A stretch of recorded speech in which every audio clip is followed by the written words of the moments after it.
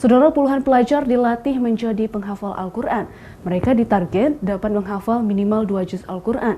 Kegiatan ini menjadi tradisi setiap Ramadan di Masjid Babul Maghfirah Tanjung Selamat, Kecamatan Darussalam, Aceh Besar. Kegiatan tahfiz Quran rutin bulan Ramadan ini digelar secara gratis oleh pengurus Masjid Babul Maghfirah Tanjung Selamat, Darussalam, Aceh Besar.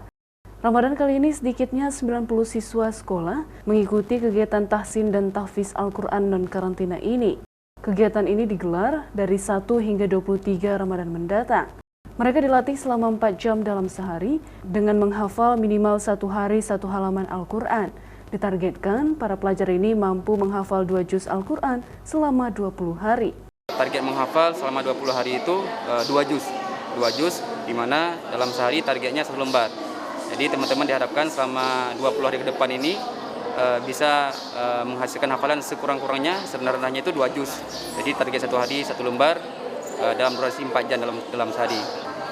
Ingin menjadi seorang penghafal Quran walaupun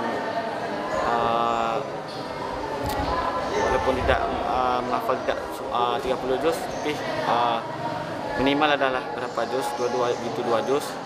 Targetnya di sini 2 juz. Selama 20 hari ya? Selama 20 hari targetnya 2 juz. Selain kelas tahfiz Quran non-karantina, ada program tahsin bagi mereka yang belum sempurna membaca Al-Quran. Nantinya, mereka yang belum bisa membaca dengan lancar ini akan diikutkan ke dalam program tahfiz tahun depan.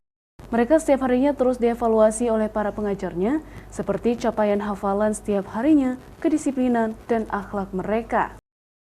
Mustajab, Kompas TV, Aceh Besar.